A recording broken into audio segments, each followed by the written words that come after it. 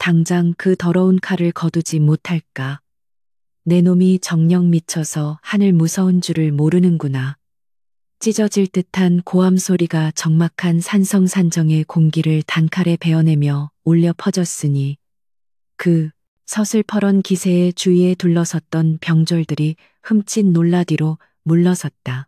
앙상하게 뼈만 남은 손으로 녹슨 환도를 움켜쥐고 있던 부관 강씨는 핏발선 눈을 들어 자신의 상관을 노려보았으나 그 눈동자 깊은 곳에는 반역의 의지보다는 짐승과도 같은 생존의 갈망만이 이글거리고 있을 뿐이었다. 그의 칼끝이 향한 곳은 적군의 목이 아니라 검은 털이 윤기를 잃고 푸석해졌음에도 여전히 위엄을 잃지 않고 서 있는 장군의 에마 흑풍 핵풍의 목덜미였다.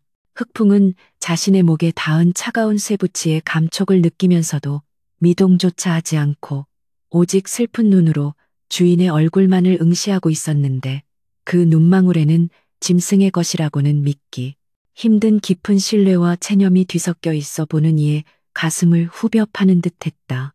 살을 애는 듯한 북방의 칼바람이 성벽의 깨진 틈 사이로 윙윙거리며 파고들어 굶주림에 지쳐 쓰러진 병사들의 헐벗은 옷자락을 사정없이 흔들어대고 있었다.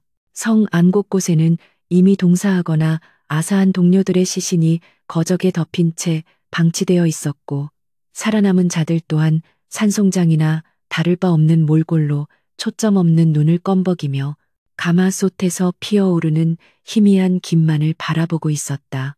그 가마솥에 끓고 있는 것은 곡식이 아니라 가죽띠와 나무 껍질을 넣고 끓인 흙탕물이었으니 그것조차도 이제는 바닥을 드러내어 병사들의 배가죽은 등뼈에 달라붙을 지경에 이르렀다. 부관 강씨가 떨리는 목소리로 울부짖듯 외쳤다.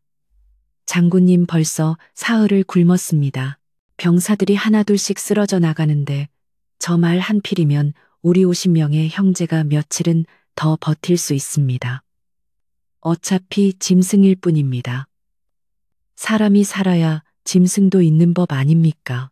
그의 절규는 굶주림의 이성을 잃어가는 병사들의 마음을 대변하는 것이었기에 주위의 병졸들도 마른 침을 삼키며 흑풍에 살찐 엉덩이 쪽으로 탐욕스러운 시선을 던지고 있었다. 최 장군은 성큼성큼 걸어가 부관의 손목을 낚아채어 칼을 떨어뜨리게 하고는 분노와 비통함이 뒤섞인 얼굴로 부하들을 둘러보았다. 그의 갑옷은 낡고 해져 있었으며 투구끈은 끊어질 듯 위태로웠으나 그가 뿜어내는 기백만큼은 천군만마를 호령하던 시절 그대로였다. 짐승이라 하였느냐. 이 말은 단순한 가축이 아니다. 지난 10년간 전장을 누비며 나의 다리가 되어 주었고 적의 화살비 속에서 나를 구한 것이 수십 번이다. 너희들이 춥고 배고파 잠들었을 때 이놈은 뜬 눈으로 밤을 지새우며 적의 기척을 내게 알려주었다. 그런 전우를 나와 생사고락을 함께한 형제를 잡아먹고 목숨을 부지하란 말이냐. 그렇다면 차라리 내 살을 베어 먹어라. 의리 없는 삶을 구걸하느니 나는 차라리 굶어 죽는 쪽을 택하겠다. 장군의 호통은 단순한 명령이 아니라 인간으로서 지켜야 할 마지막 도리에 대한 피 끓는 호소였기에 짐승처럼 변해가던 병사들의 눈동자에 일순간 인간의 수치심이 스쳐 지나갔다. 흑풍은 주인의 격앙된 목소리를 알아들은 듯 낮은 울음소리를 내며 최 장군의 어깨에 자신의 머리를 비비적거렸다. 거친 갈기의 감촉이 장군의 뺨에 닿자 장군은 억장이 무너지는 듯한 슬픔을 느끼며 말의 야윈 목을 끌어안았다. 한때는 기름진 털과 탄탄한 근육을 자랑하며 천리를 달릴 것 같았던 명마였으나 이제는 갈비뼈가 앙상하게 드러나고 다리는 후들거리고 있어 보는 것만으로도 안쓰러움이 밀려왔다. 장군은 품속 깊이 간직해 두었던 작은 주머니를 꺼내 들었는데 그것은 그가 비상시에 먹으려고 남겨두었던 말라비틀어진 주먹밥 한 덩이와 콩 몇 알이었다. 병사들의 시선이 그 작은 식량에 집중되었으나 장군은 망설임 없이 그것을 흑풍의 입가에 가져다 대었다. 먹거라 흑풍아. 이것이 내가 내게 줄 수 있는 마지막 양식이로구나. 네가 살아야 나도 살고 네가 죽으면 나 또한 전장에서 흙으로 돌아갈 것이다. 병사들은 그 광경을 보며 숨을 죽였고 부관강 씨는 바닥에 떨어진 칼을 다시 집어들 생각조차 하지 못한 채 고개를 떨구었다. 장군이 자신의 마지막 목숨줄이나 다름없는 식량을 말에게 양보하는 모습은 굶주림이라는 본능 앞에서도 결코 꺾이지 않는 고결한 정신을 보여주는 충격적인 장면이었다. 흑풍은 주인의 손바닥에 놓인 음식을 혓바닥으로 핥아먹으며 굵은 눈물을 뚝뚝 흘렸는데 그 눈물은 짐승의 것이라기보다는 영물 리무대 교감처럼 느껴져 보는 이들의 가슴을 숙연하게 만들었다. 마른 음식을 삼키고 나서 다시 한번 주인의 가슴팍에 머리를 기대었고 장군은 거칠어진 손으로 말의 콧등을 쓸어주며 나직이 속삭였다. 미안하다. 너를 이 험한 곳까지 데려와 고생만 시키는구나. 허나 우리는 끝까지 함께 갈 것이다. 그때였다. 성밖 멀리서 둥둥거리는 북소리가 땅을 울리며 들려오기 시작했다. 그것은 아군의 지원군이 도착한 소리가 아니라 적군이 최후의 총공격을 감행하기 위해 진군하는 저승사자의 발소리였다. 겹겹이 포위된 성벽 아래로 새까만 개미떼처럼 몰려드는 적병들의 함성 소리가 바람을 타고 넘어와 성 안의 공포를 극대화했다. 적이다, 적이 공격해온다. 막루에 있던 병사의 비명 섞인 외침이 들려왔고 힘없이 주저앉아 있던 병사들은 공포에 질려 허둥지둥 무기를 챙기기 시작했다. 그러나 그들의 손은 힘이 없어 창조차 제대로 들지 못했고 다리는 풀려 제대로 설 수조차 없었으니 싸움은 이미 시작하기도 전에 결판이 난 것이나 다름없었다. 부관강 씨가 절망적인 표정으로 장군을 바라보았다. 장군님, 이제 끝입니다. 성문이 뚫리는 것은 시간 문제입니다. 식량도 없고 기력도 다한 우리에게 남은 것은 개죽음뿐입니다. 최 장군은 흑풍의 안장 위에 올라타며 허리에 창검을 뽑아들었다. 굶주림으로 인해 현기증이 일었지만 말 위에 오르는 순간 그의 눈빛은 다시금 맹수의 것으로 변모했다. 그는 죽음을 앞둔 사람의 체념이 아니라 죽음을 넘어서려는 자의 비장한 각오로 성벽 너머를 응시했다. 우리는 여기서 굶어 죽지도 적의 칼에 비참하게 목이 베이지도 않을 것이다. 사내대장부가 태어나 전장에서 죽는 것은 영광이나 앉아서 죽음을 기다리는 것은 수치다. 나는 오늘 이 성을 나가 적진을 돌파하여 살아서 고향으로 돌아가거나 아니면 길 위에서 장렬하게 산화할 것이다. 딸을 자는 따르고 남을 자는 남아라. 그의 목소리에는 천지를 진동시키는 힘이 실려 있었고 그 기백에 감화된 흑풍이 앞발을 들어 올리며 길게 울부짖으니 그 소리가 마치 천둥 소리와 같았다. 성문이 삐걱거리며 열리자 눈보라가 몰아치는 하얀 설원 위로 수천 명의 적군이 창검을 겨누고 있는 모습이 드러났다. 그 숨막히는 압박감 앞에서도 최 장군은 말굽비를 단단히 잡고 흑풍의 옆구리를 찼다.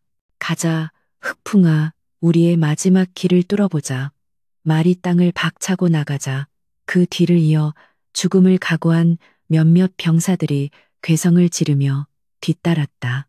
굶주림에 지쳐 비틀거렸던 흑풍은 주인의 의지를 전달받은 듯 기적과도 같은 힘을 쥐어짜내어 적진을 향해 화살처럼 쏘아져 나갔다. 그것은 단순한 돌격이 아니라 굶주림과 절망, 그리고 죽음이라는 운명에 맞서는 처절한 몸부림이었다. 차가운 바람이 장군의 얼굴을 때리고 적들의 화살이 비오듯 쏟아지는 가운데 피로 맺어진 인간과 말의 마지막 여정은 그렇게 시작되었다. 성문 뒤로 남겨진 병사들은 멀어져가는 장군의 뒷모습을 보며 그것이 이승에서의 마지막 모습이 될 것임을 직감하고 오열하였다. 죽으러 가는 길이 아니다. 살아서 다시 만나기 위한 길이다. 막는 자는 귀신이라도 베어라. 최 장군의 고함 소리는 전장의 굉음 속에서도 비수처럼 날카롭게 꽂혔고 흑풍 마치 그 호령을 신탁센톡이라도 받은 양 콧김을 거세게 뿜어내며 적진의 한복판으로 뛰어들었다. 하얀 설원 위로 검은 말과 붉은 핏방울이 뒤엉키며 기괴한 그림을 그려내기 시작했으니 그 광경은 마치 지옥의 문이 열리고 아수라 아쇼로가 현신한 듯한 참혹함과 장엄함을 동시에 자아냈다. 성문 밖을 가득 메운 적병들은 굶주림에 지쳐 비틀거리던 군마가 갑자기 성난 파도처럼 밀려오자 당황하여 창끝을 제대로 겨누지 못했고 그 틈을 타 흑풍의 강철 같은 앞발이 적에 방패를 지식이며 첫 번째 포위망을 단숨에 허물어뜨렸다. 둔탁한 파열음과 함께 병사들의 비명소리가 터져나왔으나 최 장군은 뒤를 돌아볼 겨를도 없이 검을 휘둘러 좌우에서 달려드는 적들의 목을 쳐내며 혈로 쉘로를 열어젖혔다. 매서운 삭풍이 귓가를 때리고 지나갈 때마다 살점이 떨어져 나가는 듯한 고통이 밀려왔으나 장군의 신경은 오로지 전방의 적과 말의 움직임에만 집중되어 있었다. 그는 흑풍의 등 근육이 격렬하게 수축하고 이완하는 것을 온몸으로 느끼며 말의 호흡과 자신의 호흡을 하나로 일치시켰다. 흑풍이 왼쪽으로 몸을 틀면 장군의 검 또한 왼쪽의 적을 향해 춤을 추었고 말이 도약을 위해 몸을 낮추면 장군 역시 안장에 납작 엎드려 적의 화살을 피했다. 이것은 단순한 기마술이 아니라 10년 세월 동안 사지스디를 함께 넘나들며 맺어진 영혼의 교감이 빚어낸 기적과도 같은 임마일체른마 이태의 경지였다. 적군의 장수가 긴 창을 내지르며 흑풍의 다리를 노리자 말은 영리하게도 뒷발을 차올려 적의 흉부를 가격해 날려버렸고 최 장군은 그 틈을 놓치지 않고 뇌정과 같이 검을 내리꽂아 적장의 투구를 쪼개버렸다. 저놈들은 사람이 아니다. 악기다. 악기가 들린 말이다. 적병들 사이에서 공포에 질린 외침이 터져나왔다. 며칠을 굶어 뼈만 앙상한 말과 사람이 수천의 군세 앞에서도 물러서지 않고 오히려 폭풍처럼 휘몰아치는 기세는 상식적으로 설명할 수 없는 공포였기 때문이다. 하지만 그 초인적인 힘의 이면에는 뼈를 깎는 고통이 숨어 있었다. 흑풍의 입가에는 거품이 하얗게 일어 핏물과 섞여 흘러내리고 있었고 앙상한 갈비뼈는 터질 듯이 헐떡이며 요동치고 있었다. 장군 또한 현기증으로 시야가 붉게 물들었다가 까맣게 변하기를 반복했으나 그때마다 허벅지를 꼬집고 입술을 깨물며 정신을 붙잡았다. 여기서 쓰러지면 끝이다.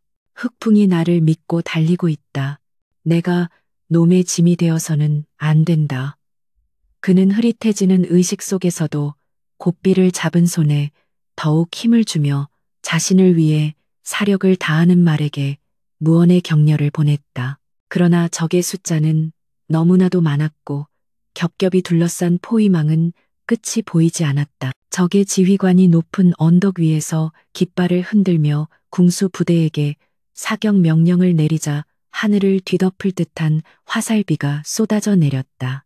위험하다. 최 장군은 본능적으로 몸을 숙여 흑풍의 목을 감싸 안으며 말의 급소를 보호하려 했으나 빗발치는 화살을 모두 피할 수는 없었다. 퍽퍽하는 둔탁한 소리가 연이어 들리며 흑풍의 엉덩이와 어깨에 화살이 꽂혔다. 말은 고통에 찬 비명을 짧게 질렀으나 결코 멈추거나 주저앉지 않았다. 오히려 고통을 추진력으로 삼은 듯 더욱 속도를 높여 화살의 사거리를 벗어나려 발버둥 쳤다. 제 살이 찢기는 아픔보다 등 위의 주인을 살려야 한다는 본능이 앞선 까닭이었다. 장군의 갑옷 위로 흑풍의 뜨거운 피가 튀어올랐을 때 장군은 자신의 심장이 찢어지는 듯한 격통을 느꼈다. 미안하다, 미안하다. 흑풍아, 조금만 참아다오. 그때 좌측 숲속에 매복해 있던 적의 기병대가 불쑥 튀어나와 그들의 앞길을 가로막았다. 적의 기병대장은 흉측한 철퇴를 휘두르며 최 장군의 머리를 향해 쇄도에 들어왔다. 흑풍은 이미 지칠 대로 지쳐 방향을 틀 힘조차 남아있지 않은 상태였기에 정면 충돌은 피할 수 없는 운명이었다. 장군은 이를 악물고 마지막 남은 기력을 쥐어짜내어 검을 들어 올렸다.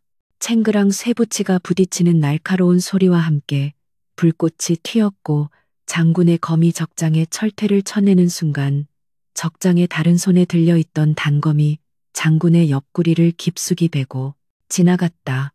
살이 벌어지고 선혈이 울컥 쏟아져 나오자 장군은 외마디 신음과 함께 안장 위에서 중심을 잃고 휘청거렸다. 떨어질 뻔한 찰나 흑풍이 급격하게 몸을 기울여 주인의 균형을 잡아주지 않았다면 그는 그대로 말발굽 아래로 지시겨졌을 것이다. 장군은 흐르는 피를 한 손으로 틀어막으며 몽롱해지는 정신을 다잡으려 했었다. 옆구리의 상처는 생각보다 깊어 뜨거운 피가 갑옷 사이로 흘러내려 말의 등까지 적시고 있었다. 고통은 점차 마비되어 감각이 없어졌고 대신 참을 수 없는 한기와 졸음이 몰려오기 시작했다. 하지만 흑풍은 주인이 큰 부상을 입었음을 직감적으로 알아채고는 더욱 필사적으로 다리를 놀렸다. 말은 적의 기병대장이 타고 있던 말을 몸으로 강하게 들이받아 넘어뜨리고는 쓰러진 적병들을 짓밟으며 뚫린 구멍으로 쏜살같이 빠져나갔다. 뒤에서 적들의 고함 소리와 추격의 말발굽 소리가 요란하게 들려왔으나 이미 탄력을 받은 흑풍의 속도를 따라잡기에는 역부족이었다. 말은 마치 바람 그 자체가 된 것처럼 눈보라가 휘몰아치는 산길을 향해 거침없이 질주했다. 어느새 전장의 소음은 멀어지고 거친 숨소리와 말발굽 소리만이 적막한 설산을 채우고 있었다. 장군은 점점 무거워지는 눈꺼풀을 들어 앞을 보려 했으나 세상은 온통 하얗게만 보일 뿐이었다. 피를 너무 많이 흘린 탓에 체온이 급격히 떨어져 손끝과 발끝의 감각은 이미 사라진 지 오래였다. 그는 무의식적으로 흑풍의 갈기를 꽉 움켜쥐며 몸을 밀착시켰다. 말의 등에서 전해오는 따뜻한 온기만이 그가 아직 살아있음을 증명하는 유일한 증거였다. 가야 한다. 집으로, 어머니, 여보. 장군의 입술 사이로 새어나온 헛소리 같은 중얼거림을 들은 것일까. 흑풍은 부상당한 몸을 이끌고도 속도를 줄이지 않았다. 엉덩이와 어깨에 밝힌 화살이 움직일 때마다 근육을 파고들며 극심한 고통을 주었을 테지만 이 충직한 말은 신음소리조차 삼키며 묵묵히 앞만 보고 달렸다. 눈보라는 더욱 거세져 한치 앞을 분간하기 힘들 정도였고 산길은 험준하기 그지없었다. 흑풍의 발굽이 닿는 곳마다 붉은 핏자국이 점점이 찍혀 그들이 지나온 길을 처절하게 증명하고 있었다. 장군은 이제 고삐를 잡을 힘조차 없어 말의 목을 끌어안은 채 간신히 매달려 있었다. 그의 의식은 현실과 환상의 경계를 넘나들고 있었다. 따뜻한 아랫목에서 아내가 차려준 밥상 노모에 주름진 미소 아이들의 웃음소리가 눈앞에 아른거리다가도 다시금 차가운 눈바람이 뺨을 때리면 현실의 고통으로 돌아오곤 했다. 이대로 잠들면 끝이다. 하지만 너무나 춥고 졸립구나. 장군의 고개가 힘없이 떨구어지자 흑풍은 불안한 듯 히잉거리며 고개를 돌려 주인의 상태를 살폈다. 주인이 정신을 잃지 않도록 말은 일부러 거친 길을 골라 몸을 흔들며 끊임없이 신호를 보냈다. 그것은 단순한 도주가 아니었다. 그것은 죽음의 신과 벌이는 처절한 경주였다. 뒤에서는 적의 추격대가 횃불을 들고 쫓아오고 있었고 앞에서는 혹한의 자연이 그들의 길을 막아서고 있었다. 그러나 피투성이가 된 장군과 화살이 꽂힌 말은 멈추지 않았다. 그들을 움직이는 것은 남은 체력이 아니라 서로를 지키겠다는 의리와 고향에 닿겠다는 사무치는 그리움 그 두 가지뿐이었다. 흑풍의 콧구멍에서는 이제 하얀 김 대신 붉은 피 한 개가 뿜어져 나오고 있었지만 그 눈빛만은 여전히 형형하게 빛나며 어둠 속의 길을 찾고 있었다. 칠흑 같은 어둠이 설산쇠산을 집어삼켰으나 그 어둠보다 더 깊고 무거운 절망이 최 장군과 흑풍 해풍의 뒤를 바짝 쫓고 있었다.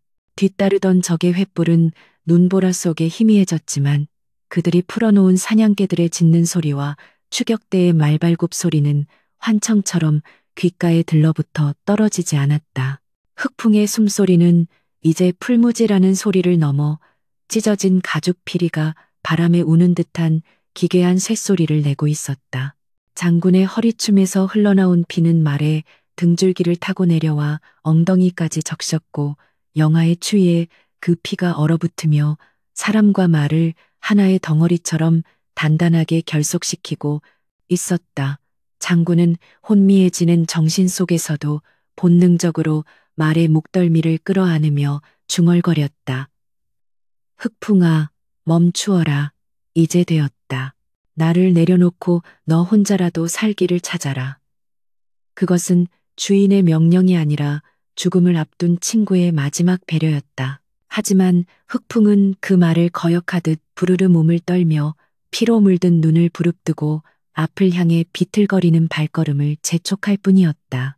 그들 앞을 가로막은 것은 깎아지른 듯한 절벽 아래로 흐르는 거대한 강탄천 탄천이었다. 강물은 혹한에 꽁꽁 얼어붙어 거대한 얼음길을 만들었으나 곳곳에 숨겨진 살얼음과 크레바스는 그 누구의 접근도 허락하지 않는 저승의 입구와도 같았다. 다리는 이미 적들에 의해 끊어진 지 오래였고 건너편으로 갈 수 있는 유일한 길은 오직 저 위태로운 얼음판 위를 건너는 것뿐이었다. 뒤에서는 적들의 고함 소리가 점점 가까워지고 있었다. 저기 있다. 핏자국이 강 쪽으로 이어졌다. 적병들의 외침이 들려오자 최 장군은 감각이 없는 손으로 고삐를 당겨 흑풍을 멈춰 세우려 했다. 얼음 위로 들어서는 순간 둘 다 물귀신이 될 것이 뻔했기 때문이다. 안 된다. 얼음이 얇다. 들어가면 죽는다. 장군은 쉰 목소리로 만류했으나 흑풍은 주인의 뜻을 거스르고 망설임 없이 얼음 위로 발을 내디뎠다. 말에게는 계산이나 두려움 따위는 없었다. 오로지 주인을 살려서 건너편으로 보내야 한다는 맹목적인 일념만이 남아있을 뿐이었다. 우지직 화직. 흑풍의 발굽이 닿자마자 얼음판이 비명을 지르며 금이 가기 시작했다. 그 소리는 마치 천둥 소리처럼 고요한 밤에 정적을 깨뜨렸다. 말은 본능적으로 체중을 분산시키려 다리를 넓게 벌리고 미끄러운 얼음 위에서 중심을 잡기 위해 안간힘을 썼다. 내 다리는 후들거렸고 화살이 밝힌 상처 부위에서는 검붉은 피가 뚝뚝 떨어져 하얀 얼음 위에 붉은 꽃을 피웠다. 장군은 숨조차 크게 쉬지 못한 채 말의 움직임에 온몸을 맡겼다. 그때 강둑에 도착한 적의 기마대가 횃불을 높이 치켜들고 그들을 발견했다. 쏴라, 강을 건너게 해서는 안 된다. 적장의 명령과 함께 수십 발의 화살이 어둠을 가르고 날아왔다. 슉슉 화살이 귓가를 스치고 얼음판에 꽂히며 파편이 튀었다. 흑풍은 날아오는 화살을 피하려 몸을 비틀다 그만 미끄러운 얼음 위에서 중심을 잃고 말았다. 쿠당탕 육중한 말의 몸체가 얼음판 위로 넘어지며 장군 역시 바닥으로 내동댕이 쳐졌다. 그 충격으로 얼음이 쩍 갈라지며 시커먼 강물이 솟구쳐 올랐다. 장군은 극심한 통증에 비명조차 지르지 못한 채 신음했으나 쓰러진 흑풍을 보자 정신이 번쩍 들었다. 말은 내 다리를 허우적거리며 일어나려 애쓰고 있었지만 미끄러운 얼음 때문에 자꾸만 미끄러지고 있었다. 적들은 그 모습을 보고 환호성을 지르며 화살을 재장전했다. 장군은 기어서 흑풍의 앞을 막아섰다. 안 된다. 이놈을 쏘려거든 나를 먼저 쏘아라. 그는 부러진 검을 지팡이 삼아 비틀비틀 일어섰다. 그때였다. 쓰러져 있던 흑풍이 기괴한 울음소리를 내질렀다.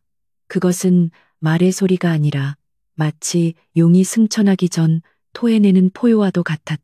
흑풍은 앞발굽으로 얼음바닥을 찍어 누르며 살점이 찢겨나가는 고통을 감내하고 기적적으로 몸을 일으켜 세웠다. 그리고는 멍하니 서 있는 장군의 옷깃을 입으로 물어 낚아채더니 억지로 자신의 등에 태우려는 신용을 했다. 장군은 눈물이 범벅이 된 얼굴로 다시 말의 등에 올랐다. 그래 가자. 지옥 끝까지라도 함께 가자. 흑풍은 다시 달리기 시작했다. 이번에는 조심스러운 걸음이 아니었다. 깨지는 얼음과 쏟아지는 화살을 뒤로 한 채 목숨을 건 질주였다.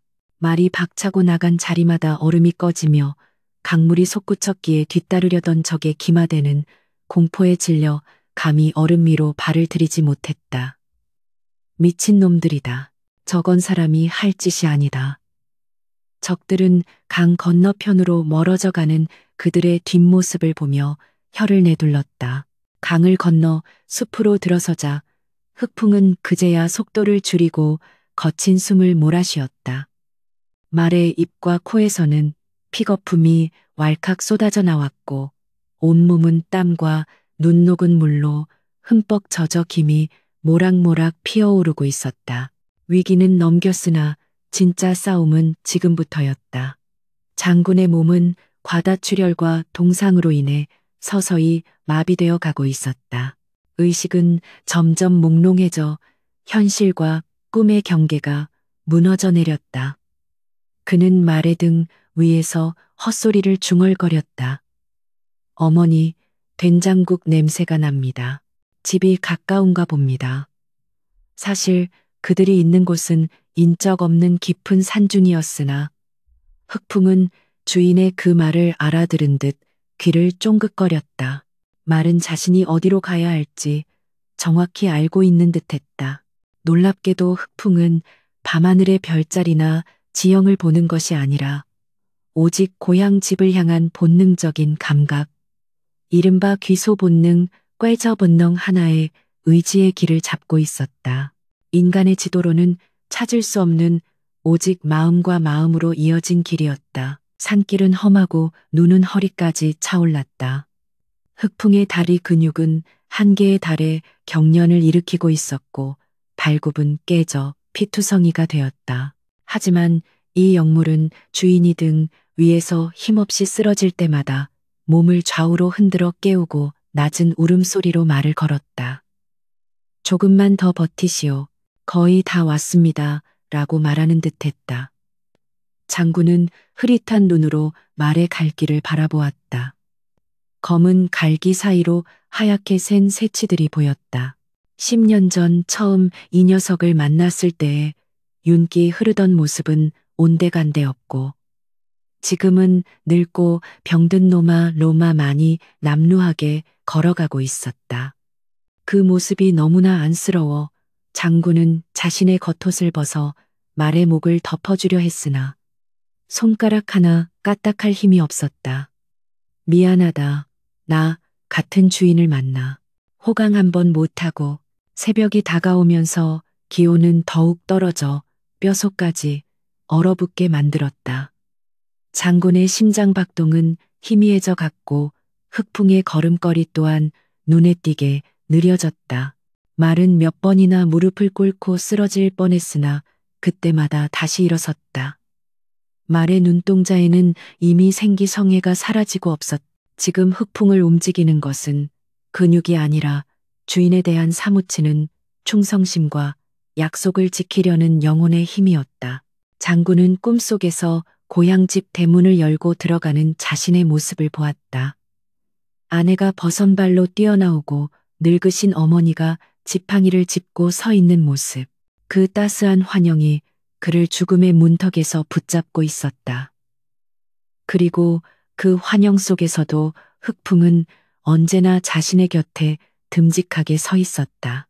어느덧 산마루를 넘어서자 멀리 산 아래 마을의 희미한 불빛이 보이기 시작했다. 흑풍이 멈춰서서 그 불빛을 응시했다. 그리고는 마지막 남은 생명을 태우려는 듯 길고 슬픈 울음소리를 토해냈다. 그것은 승리의 함성이 아니라 이별을 예감한 자의 처연한 작별 인사였다. 장군은 감겨오는 눈을 억지로 뜨며 마을을 바라보았다. 저곳이냐 우리 집이. 흑풍은 대답 대신 다시 무거운 발걸음을 옮겼다. 내리막길은 오르막길보다 더욱 고통스러웠다. 터진 근육과 관절이 비명을 질렀지만 말은 굴러떨어지지 않기 위해 뒷다리에 사력을 다해 힘을 주며 한 발 한 발 조심스럽게 내려갔다. 이제 그들에게 남은 시간은 얼마 없었다.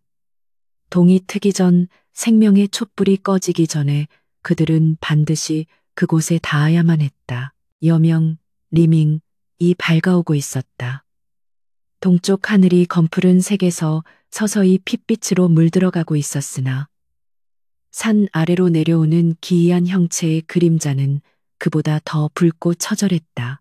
최 장군과 흑풍 핵붕이 지나온 길 위에는 마치 붉은 비단이 깔린 듯 선명한 혈로 쉘로가 그려져 있었으니 그것은 생명의 찌꺼기를 태워 만든 최후의 이정표였다.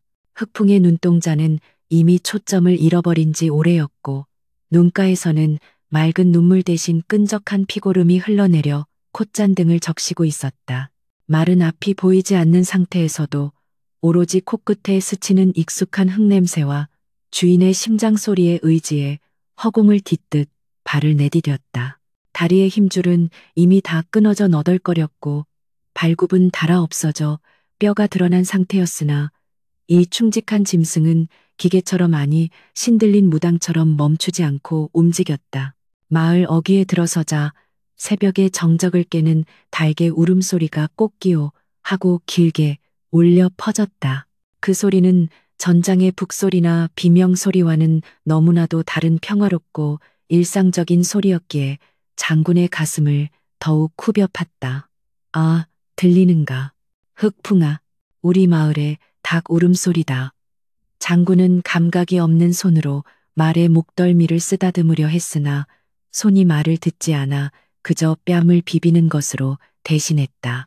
마을의 개들이 낯선 피냄새와 살기 사티를 맡고 맹렬하게 짖어대며 달려나왔으나 흑풍과 장군의 모습을 보자마자 깨갱거리며 꼬리를 감추고 뒷걸음질 쳤다. 그들의 몰골은 산 사람이라기보다는 저승에서 기어나온 귀신괴신의 형상에 가까웠기 때문이다.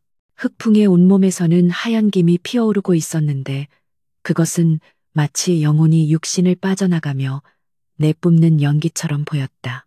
장군의 기억 속에 선명하게 남아있던 고향집의 풍경이 흐릿한 시야 사이로 들어왔다. 나지막한 돌담 뒤뜰에 서 있는 늙은 감나무 그리고 삐걱거리는 소리가 정겨웠던 대문. 흑풍은 누가 가르쳐주지 않았음에도 정확하게 그 대문 앞까지 걸어가 멈춰섰다. 말은 더 이상 앞으로 나아갈 힘이 없다는 듯 내 다리를 부들부들 떨면서도 결코 무릎을 꿇지 않고 꼿꼿이 서 있었다. 주인이 아직 등 위에 있었기 때문이다. 도착했구나. 장군의 입술 사이로 안도의 한숨이 새어나왔다. 그는 말에서 내리려 했으나 다리에 힘이 들어가지 않아 그대로 둔탁한 소리를 내며 땅바닥으로 굴러떨어졌다.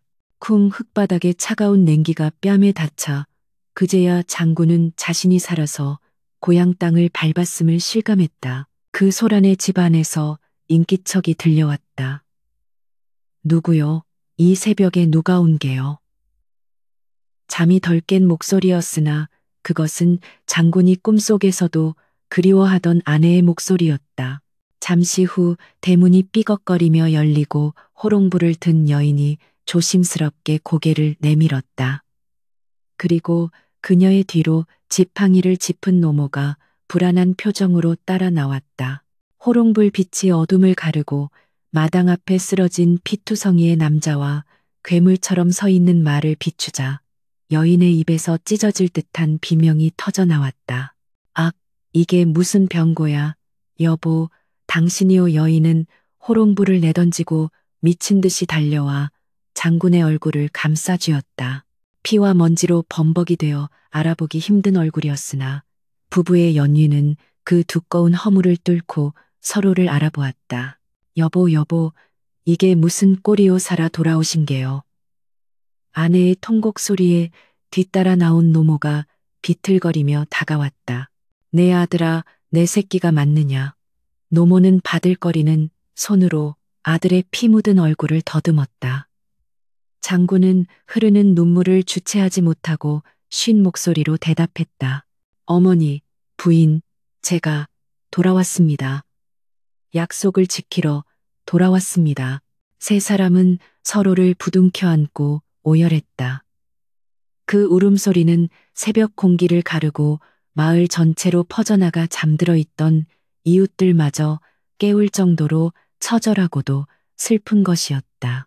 장군은 아내의 품에 안겨 있으면서도 시선을 돌려 흑풍을 찾았다. 말은 여전히 그 자리에 석상처럼 서 있었다. 미동도 하지 않은 채 오직 거친 숨소리만으로 자신이 살아있음을 알리고 있었다.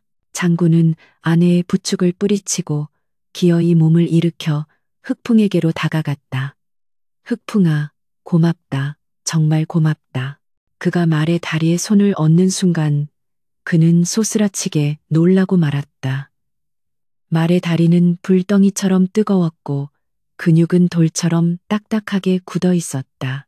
무엇보다 충격적인 것은 말의 눈이었다. 흑풍은 눈을 뜬 채로 피눈물 쉘로이를 흘리고 있었다. 그것은 단순한 분비물이 아니라 한계 그 이상을 넘어선 생명체가 쏟아내는 영혼의 액체였다. 말은 주인의 목소리를 들었는지 아니면 주인이 안전하게 가족의 품에 안겼음을 확인했는지 그제야 긴장이 풀린 듯 무릎을 서서히 굽히기 시작했다. 쿠궁. 거대한 산이 무너지듯 흑풍의 거구가 땅으로 쓰러졌다. 흙먼지가 피어오르고 장군은 비명을 지르며 말의 머리맡으로 기어갔다. 안 된다. 흑풍아 정신 차려라. 여기서 쓰러지면 안 된다. 따뜻한 여물을 준비해 주마. 푹신한 지푸라기를 깔아주마. 제발 눈을 떠라. 장군은 자신의 겉옷을 벗어 말에 떨리는 몸을 덮어주며 울부짖었다. 아내와 노모도 그제야 사태를 파악하고 말의 주위로 모여들었다. 그들도 알고 있었다. 이 말 못하는 짐승이 없었다면 남편이자 아들인 장군이 살아서 돌아올 수 없었음을, 짐승의 희생이 사람을 살렸음을 뼈저리게 느낀 가족들은 사람이 아닌 말의 죽음 앞에서 통곡했다. 흑풍은 희미하게 눈을 깜박이며 장군을 바라보았다. 그 눈빛은 평온했다. 더 이상 전장의 공포도 추위도 배고픔도 느껴지지 않는다는 듯 말은 아주 깊고 편안한 숨을 내쉬었다.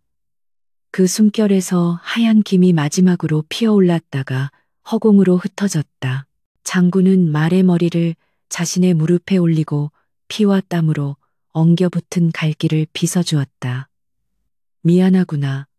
나 때문에 나 살리겠다고 네가 이 고생을 했구나.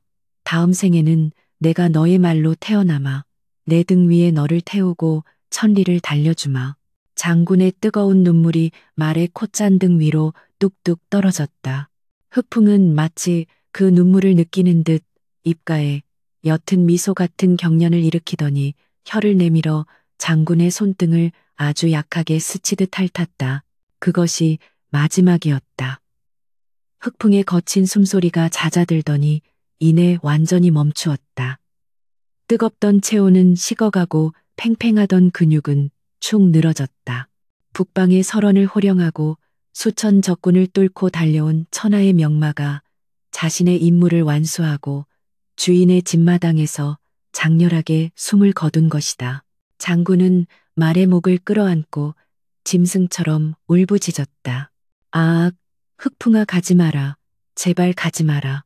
그 비통한 울음소리에 아침 해가 붉게 타오르며 솟아올랐으나 그 햇살조차 차갑게 식어버린 말의 주검을 다시 데우지는 못했다. 마을 사람들이 하나둘씩 모여들어 담장 너머로 그 광경을 지켜보았다. 그들은 감히 안으로 들어오지 못하고 숙연한 자세로 고개를 숙여 영물링물의 죽음을 애도했다. 장군의 몸도 한계에 다다르고 있었다. 긴장이 풀리고 극심한 슬픔이 몰려오자 억눌러 왔던 고통이 한꺼번에 터져 나왔다. 상처가 터져 다시 피가 솟구쳤고 시야는 완전히 까맣게 변해갔다. 그는 희미해지는 의식 속에서 마지막 힘을 다해 어머니와 아내의 손을 잡았다. 어머니, 부인, 이마를, 흑풍을 사람처럼 거두어 주시오. 내 형제여, 내 생명의 은인이니. 그는 말을 잇지 못하고 가쁜 숨을 몰아쉬었다. 아내는 눈물 범벅이 된 얼굴로 고개를 끄덕였다. 걱정 마셔요. 내 옷을 팔아서라도 이 아이의 수의를 해입히고 정성껏 장사 지내겠습니다. 그러니 당신도 정신 차리셔요. 제발. 하지만 장군은 알고 있었다. 자신 또한 흑풍의 뒤를 따라갈 시간이 멀지 않았음을. 그는 마지막으로 힘을 내어 흑풍에 감기지 않은 눈을 쓸어내려 감겨주었다. 먼저 가 있거라. 곧 따라가마. 그곳에서는 배고프지 말고 춥지도 말고 푸른 초원을 마음껏 달리거라.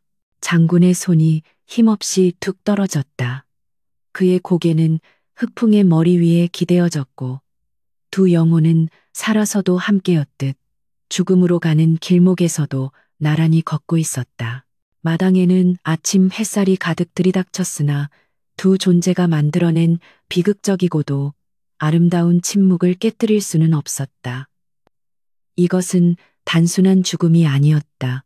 의리일이라는 단어가 피와 살을 입고 세상에 보여준 가장 숭고한 증명이었다.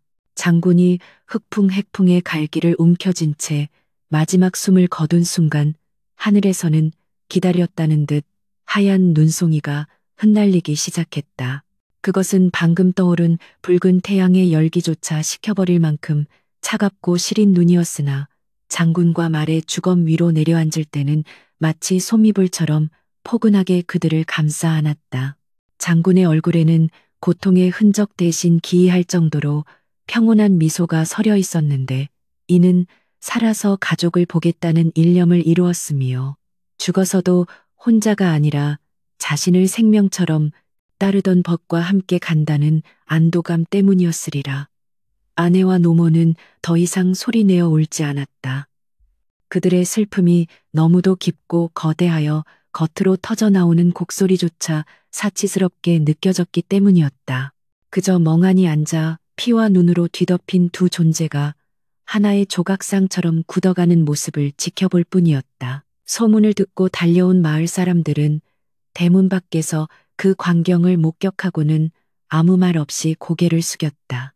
개 중에는 전장에서 살아남아 먼저 귀향한 병사들도 섞여 있었는데 그들은 장군이 병사들을 살리기 위해 자신의 애마에게 마지막 식량을 양보했던 일을 기억하고 있었다. 한 늙은 촌장이 지팡이를 짚고 들어와 떨리는 목소리로 말했다. 이것은 사람이 짐승을 부린 것이 아니라 하늘이 내린 두 영웅이 서로를 지킨 것입니다. 예법에 어긋날지 모르나 이 말은 짐승의 예를 갖추어 묻어서는 안 됩니다. 그의 말에 장군의 아내가 눈물을 훔치며 단호하게 대답했다. 내 남편이 마지막으로 남긴 유언입니다. 형제처럼 거두어 달라 하셨습니다. 내 비록 가세가 기울어 비단 수이는 못해 이필망정 저 아이를 남편의 곁에서 떼어놓지는 않을 것입니다. 저승 가는 길 외롭지 않게 두 분을 한 곳에 모시겠습니다.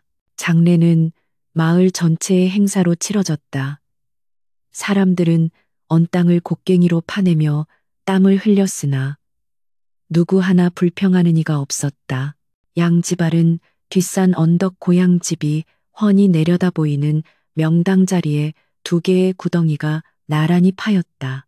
장군의 관 옆에 흑풍을 묻기 위한 널찍한 자리가 마련되었고 사람들은 깨끗한 광목천으로 말의 상처투성이 몸을 정성껏 닦아 감싸주었다.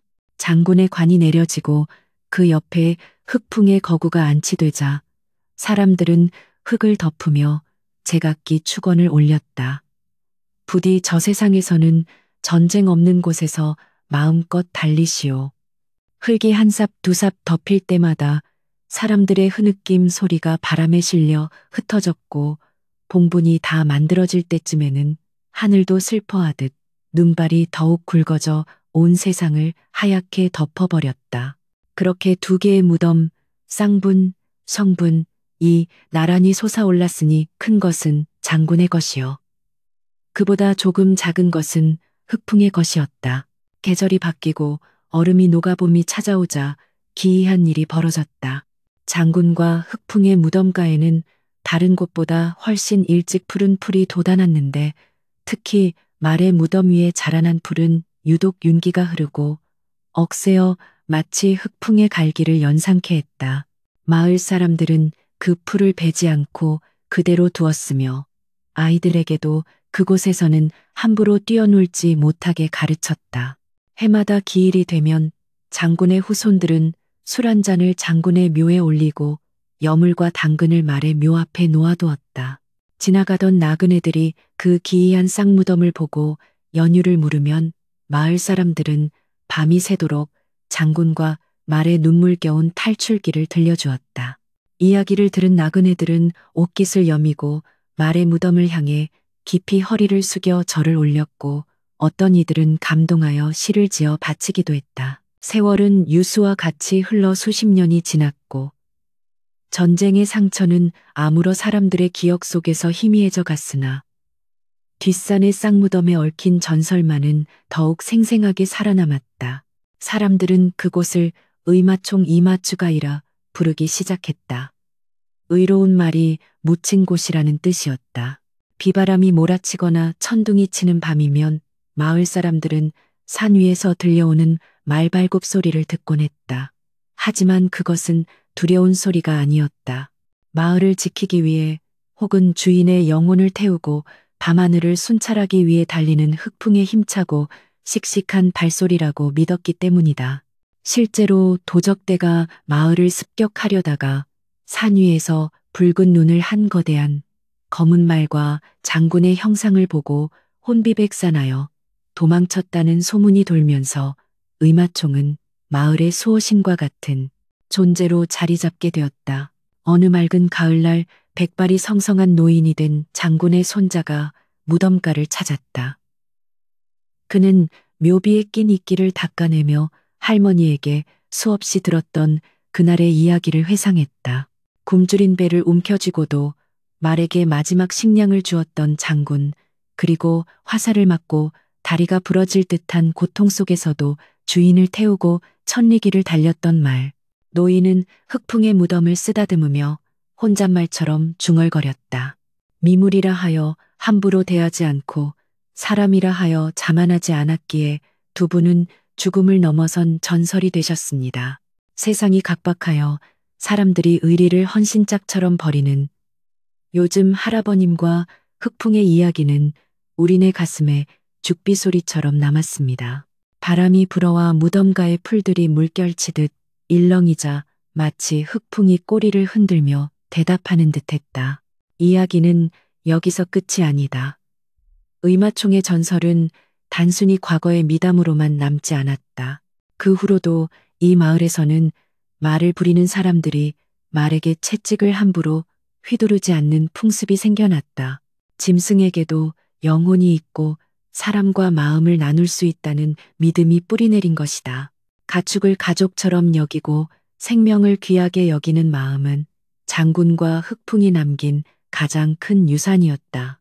훗날 관가에서도 이 사실을 전해 듣고 비석을 하사하였는데 그 비석에는 다음과 같은 글귀가 새겨졌다.